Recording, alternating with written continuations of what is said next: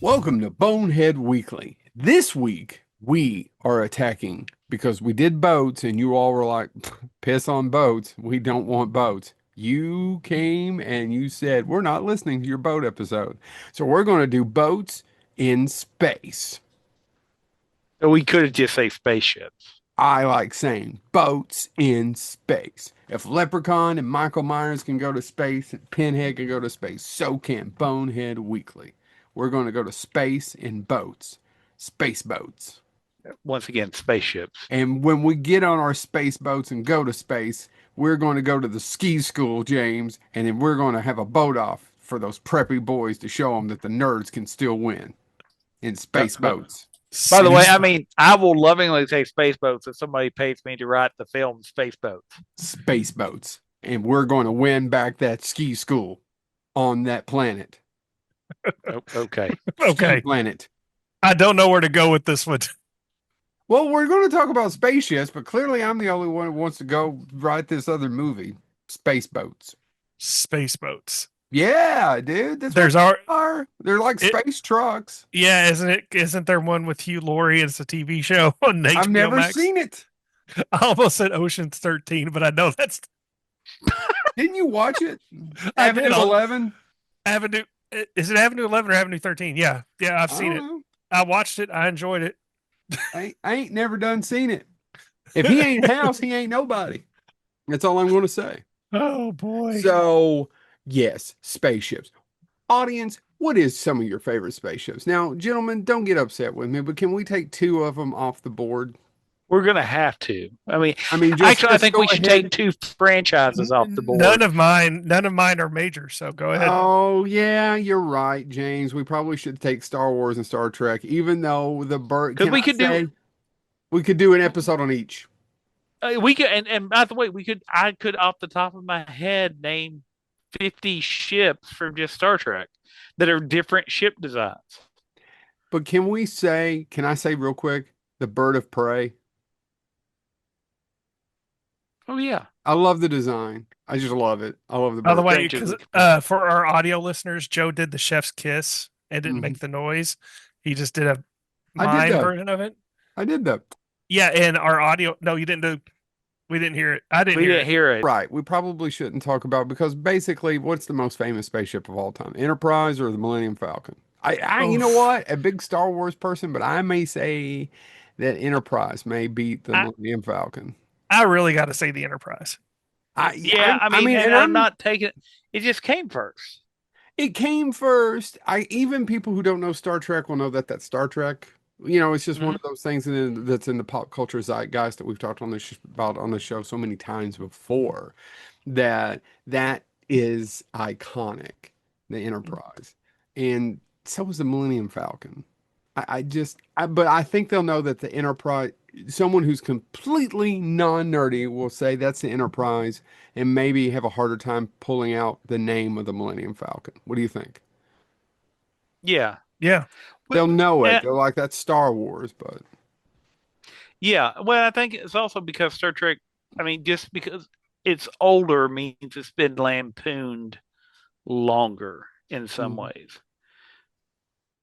Yeah. I mean, Muppet Babies even has a Star Trek episode where they have the ship. Hmm. So it's Well, just everywhere. I'll go first with my first pick. It's a really obvious one, but I do love the design of it. I love what Ridley did with back to what we are talking about. And I wasn't joking earlier about space boats and space trucks. That's what we've done for science fiction for so long. And when they try to do something different, a lot of people didn't buy into it. I'm trying to think of that one movie, The Fountain, where they kind of travel Yeah. through. It's not a space because that's what people have done. Darren Aronofsky's like, yeah, but we've always done space trucks, and he's right. But the Nostromo. It's lived in, it's worked, it's dirty, everything works from the design of the outside of it's this basically just huge tanker platform thing going through space to when you connect. Now, why is there that much moisture? Why is there that much water? Don't ask me any of that.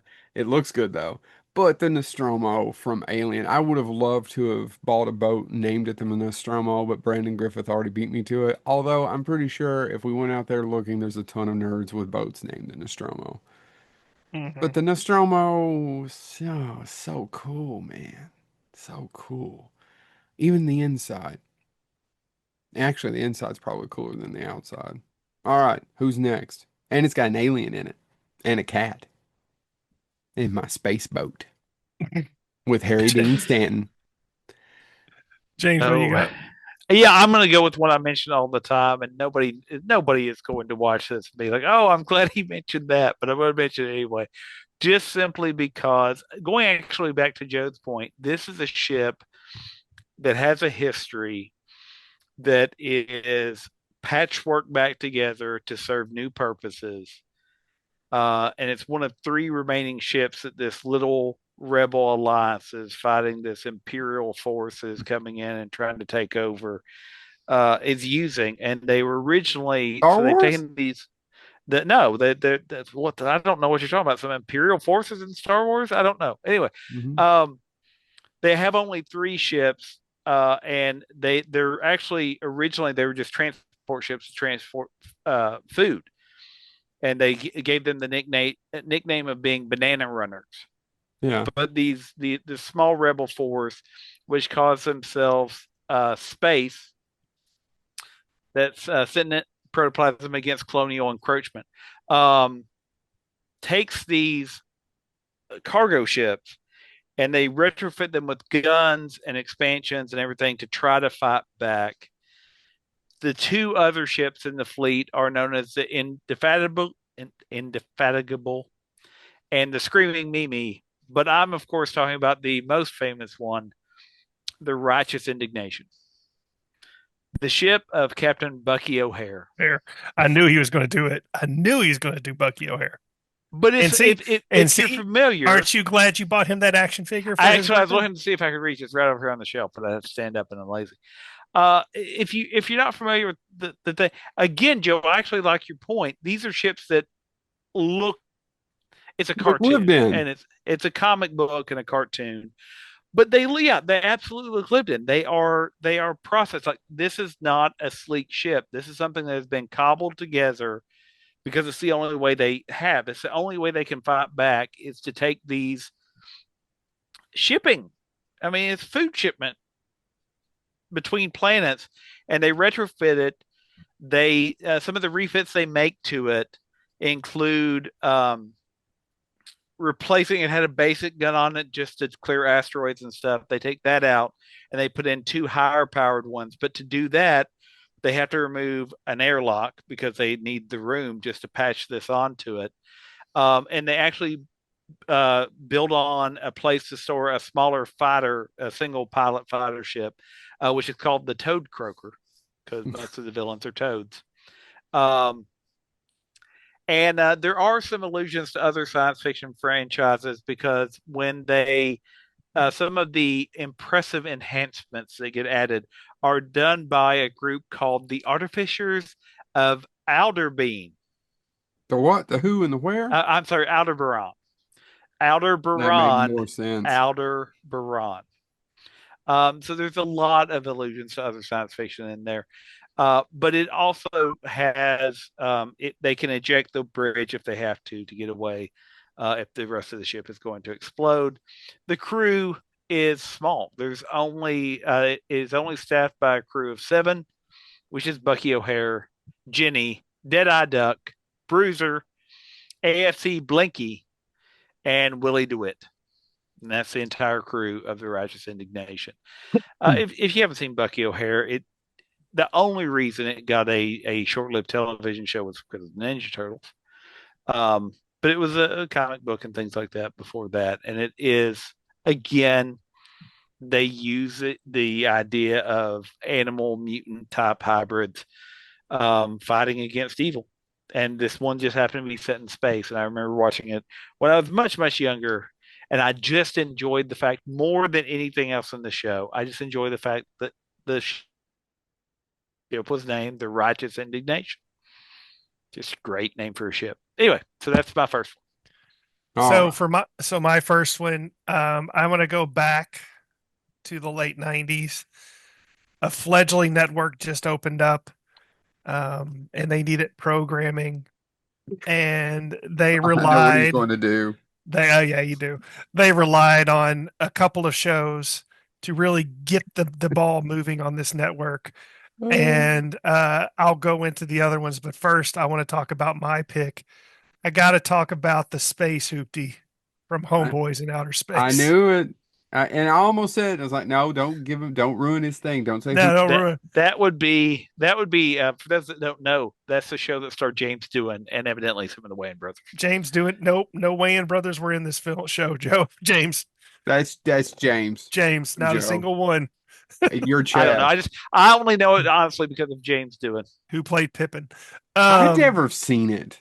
Did they so make a whole I've season? that I've actually lasted a whole season. Yes. A Yeah, whole I've seen season. one episode, and the only reason I watched it was because James Doohan. I don't mean to interrupt, Chad, but the scene that James Doohan was in is they think that they're both dead, and one of a female character, I'm assuming a love interest, is on the screen just screaming about he's dead, and then they ask about the other one, and she goes, "Oh yeah, he's dead too," and James Doohan responding to her. It's just that's the one scene I remember. Yeah. So yeah, it just to give you a background, yeah, it was in the premiere of the UPN network. It was one of their launch shows.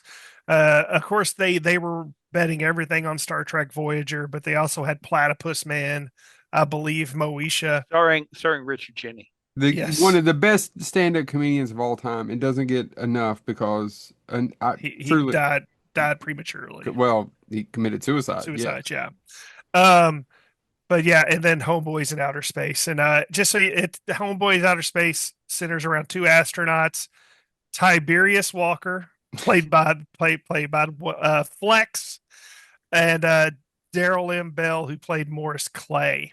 And they're the Space Hoopty, in case you're curious, it is a cross between a lowrider and an 18 wheeler, and it's about them flying through space, doing different like deliveries, just hanging out, doing what they can to get by.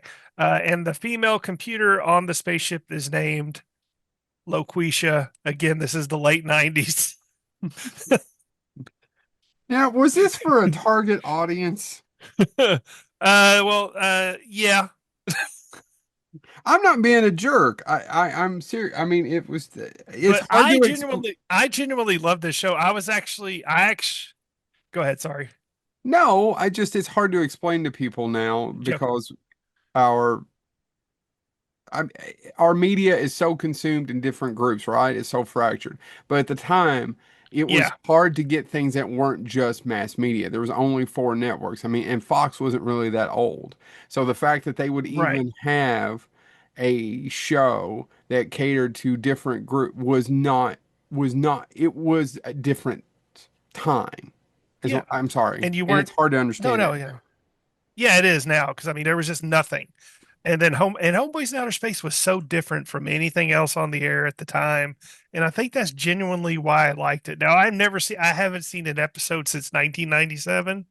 We So should it's Can I share some of the episode names? yeah, Episode 6 was called House Party or Play That Funky White Music Droid. No, do. episode 8 was Devil in Miss Jones or Dismember of the Wedding. Episode 9 was Trading Faces or All the King's Homie. I love the fact that every episode had two names or All the King's Homies. Um, and episode 10 was A Man's Place is in the Homie or the Stepford Guys. So was doing in every episode? I don't think so. No, I think he did 4 or 5. By Yeah, the way, when Chad had a full season, it had 21 episodes.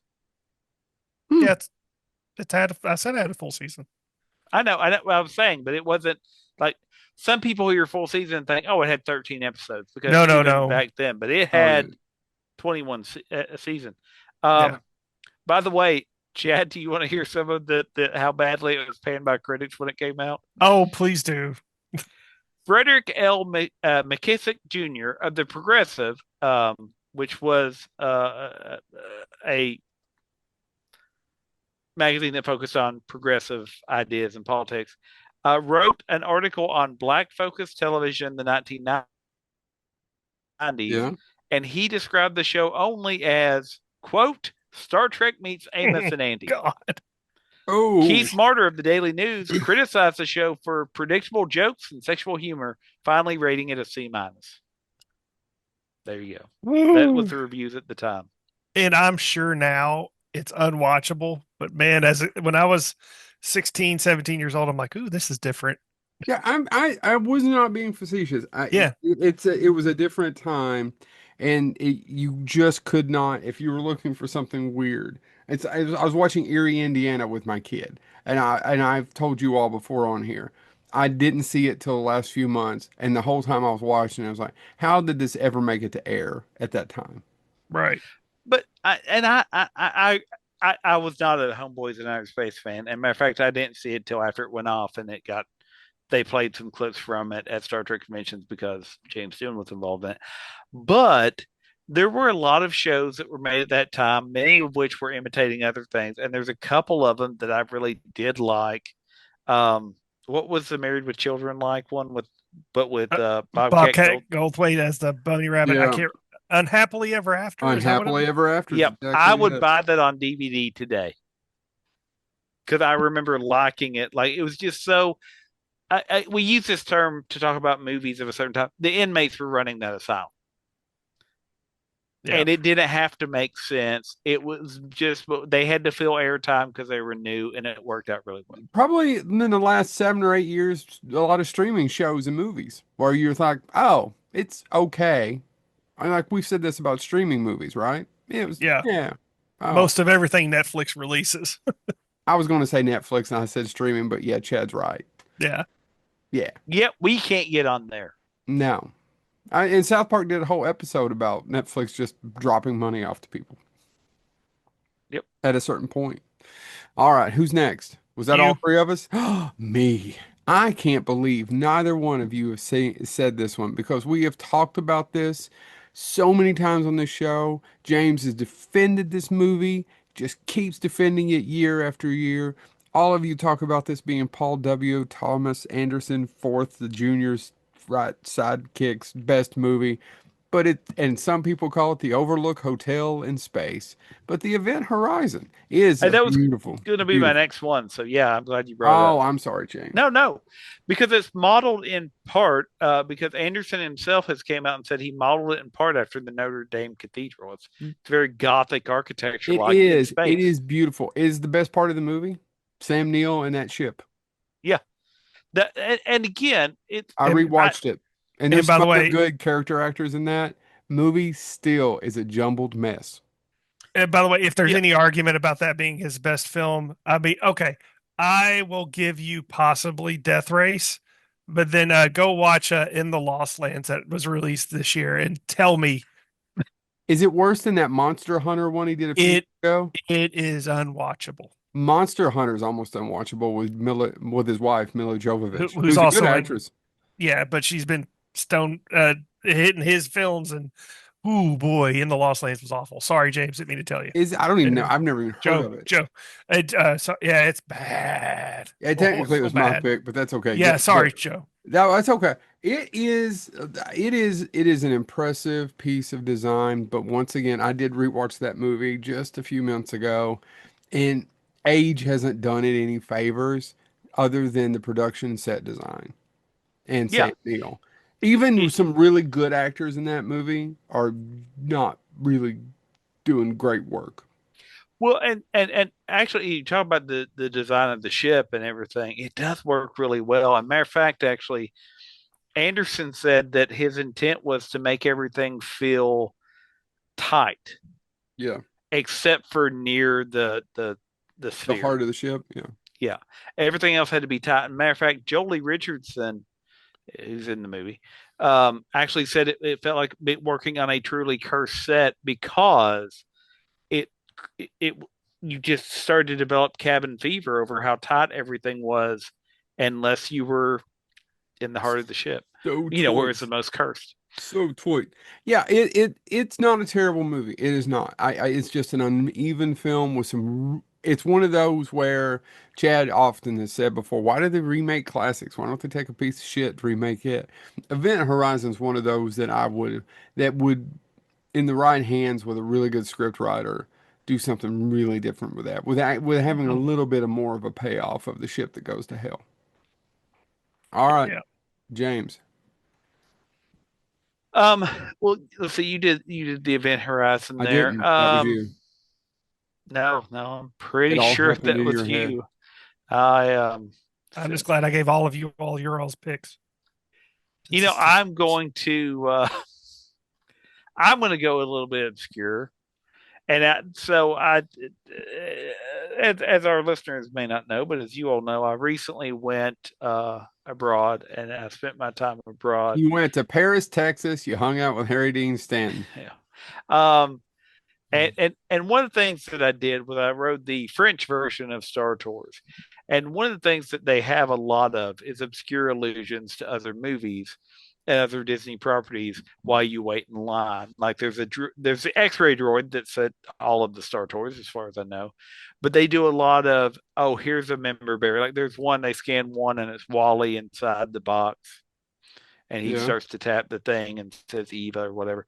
They scan one, it's the Mad Hatter stuff, and then they scan one, and I literally, my son looks at me going, "Are you okay, Dad?" Because I literally went, "Black hole, black hole." It was one of the black hole droids, the USS Cygnus. This is funny. You don't want to know why, Chad? You know what my third pick was? the black hole. Yes, I was sitting here going, is it Cygnus? Is it Cygnus? I can't remember. It's been a minute. Because when I watched the movie, I fast forwarded through when they're actually talking, and I just watched the scenes with the robots and the set design. Huh. It is Because it considered, is by the way, beautiful. It still looks fucking it's it's amazing. it's some people have pointed out a lot of similarities between it and the Event Horizon. It there is a lot. There is, It yeah. is actually, matter of fact, one person wrote it is an obvious inspiration for the Event Horizon because it's circling around a black hole with a mad scientist directing it. Everything that happens in the black hole or that happens in Event Horizon is also present Yeah. in the black hole. I don't disagree. Um, and if you watch it, it is such a like that ship gets it's the same ship, but it seemingly gets darker as the movie goes on and you learn more. Like when you see it the first time, it's bright, it's lit up in space, and it's not that it gets dimmer, but it somehow becomes darker looking. I'm looking at a picture of it on my other screen right now, and And look at me, Francie Frenchman's got two screens. the black parts of the ship, the non-centered parts of the ship, start to feel more oppressive for me as I watch it. So yeah, the Cygnus is, I mean, it is a ship trapped around a black hole. And again, as I said, there's a mad scientist. I don't want to give anything away because if you've never seen the black hole, despite Joe just saying he fast forwards through most of it, you do need to watch it once and really watch it. Oh, and the music is so good. The score is so good. It's got Roddy McDowall doing a voice of a robot that didn't go get credited. It's the only spaceship that's got Norman Bates Yep. getting tore up by a robot. Um. I And, don't and no, I don't. By the way, just to really, I don't normally like to agree with Joe because of his taste in movies, but I did fast forward through a lot of black hole. Have you it, seen it? You've seen it though it's without. I mean, I've seen it, Yeah, Chad, without fast forwarding it. I'm just saying, yeah. It's just like, it's a slow movie. it's It is. very slow. nonsensical. I give credit to Disney for making it It's because a lot of people talk nonsensical. about how Tron is now black hole is so much like what, how, who, how did, okay. Do you want to know? Um, Do you want a quick history about why it looks so good? Seriously, why it still looks so good? They tried to buy some of the technology or pay technology to Lucasfilm because everybody was ripping off Star Wars. That's how we got yeah, Aliens. That's how you got your Star Trek movie. that's how That's Star how we Trek got the came Black. back. That's Yeah. all of it. It was all ripping off Star Wars. That's the only reason. Disney developed their own system because Lucas they couldn't reach a deal or Lucas wouldn't sell them any of that. So Disney developed their own system that technically I have read was better with their own green screens than what they had. It just was, it's a mess. It's a mess. When you have Slim Pickens and Roddy McDowall doing the, Roddy McDowall makes sense, and I love Slim Pickens, but it's a mess, right, gentlemen? Yeah. Yeah. and the fact he's supposed to be a damaged robot that somehow makes him country, well, it doesn't make sense. It's slim It's one pickings of those though. things. Just don't try to explain it. Just run with it. But now you do talk about how impressive it looks, and one of the most impressive things about it is the ship. And I don't know if you all knew this, but when the movie was getting ready to be released, that model, talking about how they put more into it than Lucas did Star Wars originally, the validity of that is shown in the fact that there were multiple models of that ship. They were not small and they were not lightweight. Oh, I They bet. wanted their ship to feel more authentic than Lucas's ship. So when they built them, they built each of them to be 12 feet long, filled with light, and each one of them weighed at least 170 pounds, and 15 people, professional artisans, worked a year to build each model. So much so that when the movie came out, the Museum of Modern Art in New York asked to put one on display. And it was on display for quite some time after the movie came out because they were viewed as modern works of art. So while the movie is an absolute mess, It is. and I say that as somebody that owns the 2 disc version of it because why would I not? I Um, don't, but yeah, it's a mess. that ship is beautiful. I I mean, it wish is a work of art. I wish they'd had spent as much in production design on that script. Yeah. That's one of those things where, again, and as someone that loves Event Horizon and can defend Black Hole a little bit, both of these are phenomenal ships looking for a movie that could completely back them up. A good movie. Yeah, a movie to be in. All right. So for my second pick, I gotta go again with it. I'm sticking in the TV realm, not so much in the movies. I got to go with the TV show I genuinely loved, and I love the thought about the spaceship. I got to go with Moya from Starscape. I genuinely love the spaceship Moya, simply because it was a unique take. It's actually a living alien entity. It's not, and it just happens to have ship controls, and people in the crew can live in there. And they have to get along with Moya as a spaceship. They care about her, making sure she's taken care of. It's a the exact thing is it's a living biomechanical Leviathan ship. And if you've never seen Farscape, it's I kind of haven't, by the way. It's I one of know those things I need to watch. a lot of people, unless you're a really big sci-fi fan, people just kind of didn't watch it because it was on the Sci-Fi Network. It has a lot of ties with Jim Henson's company. A lot of the puppet work in there is from Jim Henson. And Moya, it was just such a unique take on a ship that I've never seen in a movie or a TV show since. I mean, at one point in one of the seasons, the ship gets pregnant and has a baby ship whose DNA has been altered, and it these are usually peace loving ships, but she gives birth to a warship, Hmm. and it's all about and they're trying to take care of this baby ship who has violent tendencies. It's an amazing. I just love the story, and I love the ship. I'll make my cut quick, but yeah, I just Moya from Farscape. I think does not get the mentions that it deserves. It's on a lot of the lists, by the way.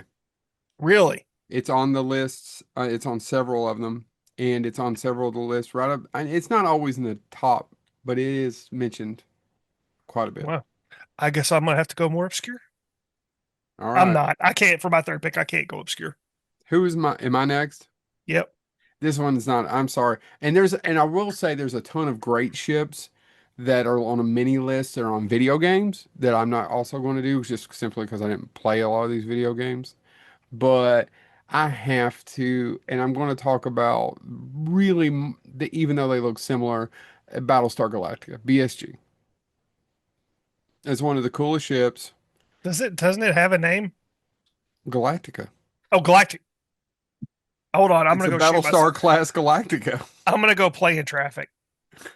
I'm Well, such an idiot. I'm giving you that look, and I'm trying not to say anything mean. I am such an idiot. I know that. but my brain let go. Yeah. So one of the, God damn it, I'm an idiot. it's a good show. You should watch it. And we've told this story many times. If you've never watched Battlestar Galactica, the original one is an interesting, once again, based on a TV series like Chad's been doing. But the original show had Lauren Green and Face from the A Face. Team, and the thing who's Dirk batshit Bennett. Dirk Benedict, who's batshit crazy. But I did enjoy interviewing him. I like the batshit, especially when he attacked one of my old friends outside Jim Shooter before the panel, giving him shit about the AT comic. Anyway, Marvel. So I, it's a cool looking ship. And the ship is once again kind of like the Starship Enterprise of it. It's very much a character in the show, especially in the revival. And we would have never got Battlestar Galactica had it not been for Star Wars. Again, like James was talking about earlier, it's they just tried to make a big ass budget television series to capitalize on Star Wars. Problem is special effects in the late 70s, early 80s really expensive. You have to have a shit ton of viewers for that. I mean, what? Less than 30. I mean, if you had a 20 share, it would get Yeah. canceled. I mean, and if you had a show right now where 20 some million people were watching it, you'd be the biggest thing on earth, right? Hmm. But Yeah. not at the Yep. time. It just wasn't that way. So I really liked the ship. It was really, I can remember, it's either the second to last or last episode where it breaks its back finally. uh at the end of the revival, and I just kind of getting sad because the ship is very much part of the show. And I mean, it's named after it. All Hmm. right, who's next? James. I'm gonna do one. It's technically a spaceship, though it's probably more of a space station. But I don't care. I'm gonna do it because I talk about the ships that come out of it that are are ships. But I would argue it's kind of like you were talking about, Joe. With your last example. Um, Called Battlestar Galactica. It's a spaceship. yeah. Called No, what's the name of that? Galactica. What's the name of that ship It's again? called Anyway, Galactica. So so Hold on, so hold so on. Specifically, Battlestar class. so yeah. let's figure out how long will I it take to let me live down that moment of stupidity. Chad, How in long my you got? defense, and in probably James's, we actually haven't attacked you at all of what we were capable of. Believe Yeah, me, I know. we're running this ship at about 20% power right now. Don't make Yeah, us turn yeah. up. Scotty's got to All get Um, down in my ass I was gonna say and go ahead and give me. all I am grateful for is Joe is going on no sleep because I would it would be a whole nother No, it's not show. even so much that is. It's like I don't. At what point is it? Oh, he's just gonna get mad at because he thinks of being mean. Oh I God. but anyway, the one that I'm going to talk about always reminds me a little bit of Monty Python. It shouldn't because it's actually really well done. But the castle in the swamp from my camera just moved. Oh, look at that. Oh, show them boobies again. The Mm. no, but it went above me. Those are Funko Pops. The I don't castle in the see swamp. well. I sat with a different family today at the movie. I'm not making that up, James. No, I didn't think I you set the were. popcorn down and said, "Can you hold this?" I thought it was my son. I sat down and put my feet up and looked over. That wasn't him. Oh, Top the that, only thing Chad. that would make You it feel better is better if you're about your Battlestar? Yeah, a little bit. the only thing that could have made that a better story is if your son would have started screaming, "I've been abandoned."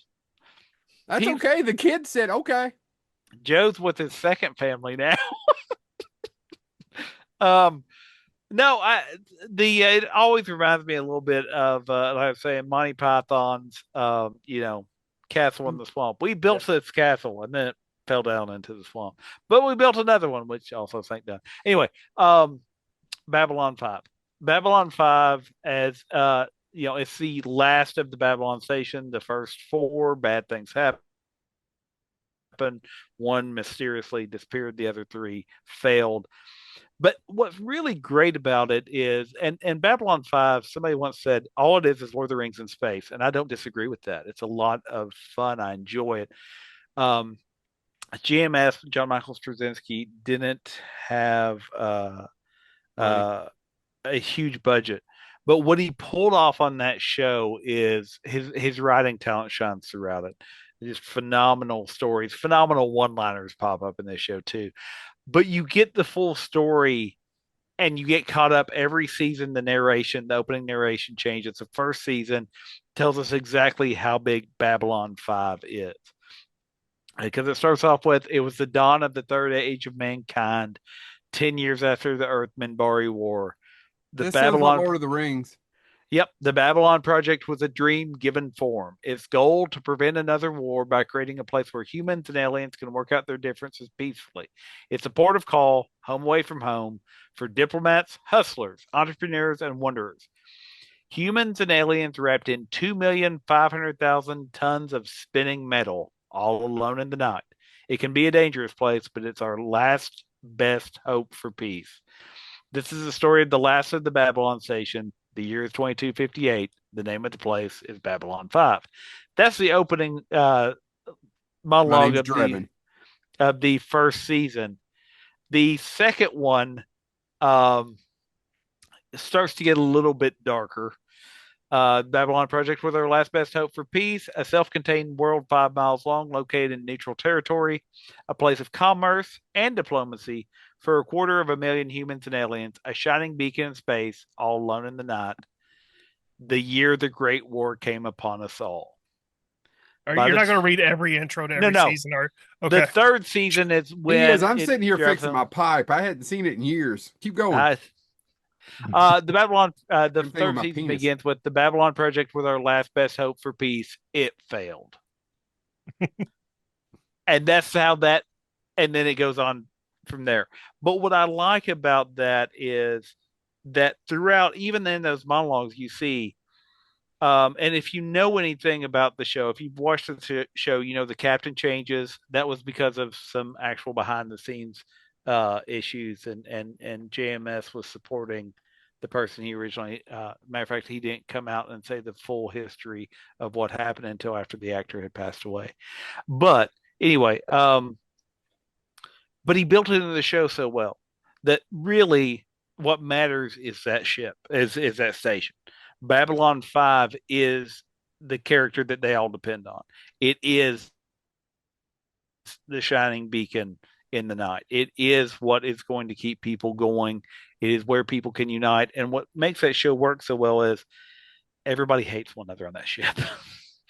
I mean, Walter Koenig plays Bester, and it may be one of the best roles. I love Chekhov in Star Trek. But him playing Bester, he is one of the best bad guys ever because he does it so well. And you actually like he's so just conniving and dark and evil, but you're like, yeah, no, everything he says also makes perfect sense. And so Babylon 5 is this place where all these people get together. And much like we said before, it also works because this place feels lived in. Because what eventually happens, there's stratification that happens. There is a lower class section of Babylon 5. There is a place where crime is more likely to happen because they've ghettoized this area and they put the poor people or the bad people in one area of the ship. And of course, things are going to go bad there. And so I think it goes back to some of the ones we've already talked about. These work really well when they feel lived in, when they feel like they, they're not always clean. They get dirty, they get nasty, and there's bad things that happen there. That makes it more believable, even if it's a ship out in space, because we understand that's how life works. It is one of the challenges, quite frankly, and this was, I know we said we weren't going to talk about Star Trek or Star Wars, but actually, at one point, when they pitched Voyager, they actually had the idea of shouldn't we make the ship look more and more damaged since they're stranded away from the Federation? And they were going to do it. And then finally, before it went into production, they said, no, that'll get really depressing really fast. Because if it shows constant damage and wear and tear, it's not hopeful. And I'm like, it's not hopeful, but it's realistic. So anyway, Babylon 5 does that as well. So I just think it continues what we've been talking about, the ones that feel lived in and cobbled together over time just work better. And Deep Space Nine ripped it off. Yeah, I mean, yeah. They they were developing, yes, but JMS did pitch it to Paramount because he always wanted to work for Paramount. He is a Star Trek fan in his own right, and he is not wrong in saying a lot of the things. And one thing that I will argue that Babylon 5 does better than Star Trek, because Star Trek for a long time put religion on the back burner, and they did bring it in with Cisco being the emissary, but Babylon 5 deals with religion and differences in religion and prophecies and all of that way better. By the way, the ships, the smaller ships that launched from Babylon 5 are called the Star Furies, and they also are really cool ships, but they're single pilot fighter ships. So a little bit closer to what actually comes out of Battlestar Galactica. Hmm. All right.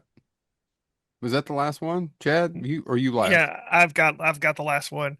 And man, there's several that I wanted to go with, but this one's kind of a cheat. I'm gonna lie. I'm gonna lie, but I gotta do it. I gotta go with Eagle 5 Oh, that's not a cheat. because it's technically not a ship, it's an RV, which is the whole parody of the movie. It's a space truck. They're all space trucks. Yes. If you're not familiar with Eagle 5, that is the RV from Spaceballs, the movie. Spaceball. I have a friend that has a Spaceballs, a sticker on the side of their automobile. I would love to have the bumper sticker that's actually on the back of Eagle 5, which is I Heart Uranus. Uh, You do. You don't need to tell me in a bumper sticker. You show me with your actions. So the Eagle 5 is in fact a 1986 Winnebago Chieftain 33. It does feature a cockpit. It has two seats, a TV, a periscope, and hyperjets. Mm-hmm. And it technically has one bedroom, but in reality it has two because it does have a fire hydrant for Barf, the dog played by John Candy. Yeah. But they have to have hyperjets. How would they go to hyperactive? Active. Exactly. Oh my God, they went plaid. Hmm. Those are some good lines. I love Spaceballs. And we're not this just so everybody knows I've repeatedly mentioned this. I have a weird introduction to some classics. This was my introduction to Mel Brooks as a kid. I didn't see Blazing Saddles or Silent Movie or Young Frankenstein. I don't know why Young Frankenstein was third. Same reason why I didn't. I said, "What is the name of the battleship?" Bitch. It's okay. I actually, oddly enough, it was not a big hit. It's his big. It's he says he made the most money off of it from DVD, right, Chad? DVD and stuff. That no, no. He said it in Yeah, several interviews. And oddly enough, I actually saw this movie when it came out in the theater. yeah, I did, and I saw it on VHS at home, and I was just blown away by it. And I loved the Eagle 5. I just think it's a cool idea for a spaceship that is just a Winnebago with wings. It is a cool idea. And yet it battles all the evil mega ships again by jamming their frequency. Jam. That's my pick. That's my pick. Raspberry. Who would dare give Chad the raspberry? L- Lone Lone Star. Star. And then the camera hits him. All right. Honorable mentions. I'm going to go with my first one. I can't believe none of you said Serenity, Firefly cat I'd color. say Firefly. That was going to be my first mention. I honestly, I have it, but I was like, oh, that's kind of in the vein of Star Wars and Star Trek for me. I was like, it's one of my favorite ships, but I wanted to pick three other ones, so it's hard. All right. Who Yeah, else is the going? all I wanted to say about Serenity is there is a great episode, and I can't remember which episode, what title it is, but y'all have seen the show. You know which one I'm going to talk about. There's only 14 episodes. The episode where he flashes back to picking it out, and the guy's trying to sell him, and you think all the time he's talking about that one, but he's actually Mal's looking at that one while he's talking about another ship. It's a great scene because he wants Serenity. He wants to buy Serenity, and that character also. I mean, throughout when they made the Serenity movie, again, that's another ship that does feel lived in as it falls apart and things happen. One that I wanted to mention as an honorable mention because I feel like if we don't, we'll hear about it. Yeah. is the Jupiter 2. It's You've not a got to talk bad. about the Yeah, I agree. um by the way, which was sometimes referred to as the Gemini 12. Some episodes when look it up. I'm not making that up. Well, Lost And in Space wasn't known for its. it's often referred to as a flying saucer type ship. Matter of fact, they do an entire episode about that where they get slung back in time and end up flying over a certain place in 1947 America, and get mistaken for a flying saucer. Saucer. Um, but yeah, the ship itself is, by the way, if you ever watch the show religiously, you know this. The ship is made out of titanium, and a metal that was created just for the show. Anybody want to guess what that was? No, unobtainium. Close, because Joe, they had to go to space, which is also known as they had to go out into the cosmos. So their ship also contains elements of cosmium, which Cosmium was is still better than unobtainium. that is true. I mean, unobtainium. Once again, why did that happen? Because nobody told him no. Uh, Nobody told him no. Cosmium is adds strength to any structure. It is mentioned in a couple different episodes. However, it should not be confused with another element on the show, which was cosmomium. I'm going to stop there, but Jupiter 2, I had to mention. Um, Yeah. just two that I'll mention. I'm going to mention four, but just two right off the bat that I just didn't put on my list because I felt they were too obvious. The Planet Express ship from Futurama, Oh, it's a good one. and the Ark from the Transformers, the Autobot spaceship. Those were two that I struggled not to talk about at length. Now two that are one that I'm going to talk about is classic, and I can't believe neither one of you brought it up, and I struggled not to put it on my list. But first, I do want to mention the Primate Avenger from Captain Simeon and the Space Monkeys. As Yeah. you should. It is Oh it. my God, it's in everybody's top 10. It is an amazing ship. It looks like the head of a monkey, and inside it has all these different areas that are catered to the specific apes that are on the ship with Captain Simeon. Genuinely love it. Now, the terms of the ship that is should be up at the top of everybody's list, and I wish I would have said it at the begin with. Heart of Gold, Yeah, Hitchhiker's Guide to the Galaxy. yeah, that's a good one. The The other one, one, the go ahead. only ship with Also, the something that infinite. Neil, I'm sorry, uh, the only ship with the infinite probability drive. Go ahead. Mhm. also something that Neil Young continues to search for. Yeah. The other one is the Discovery from 2001: A Space Odyssey. We probably should have mentioned it.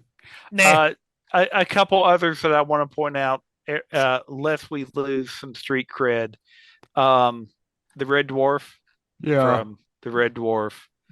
Uh, there's a ton of ships like the SSV Normandy from the Mass Effect video game series, which I do love. They are Um, hugely popular and show up on all these lists. the Liberator from Blake 7. We need a little bit more British references there.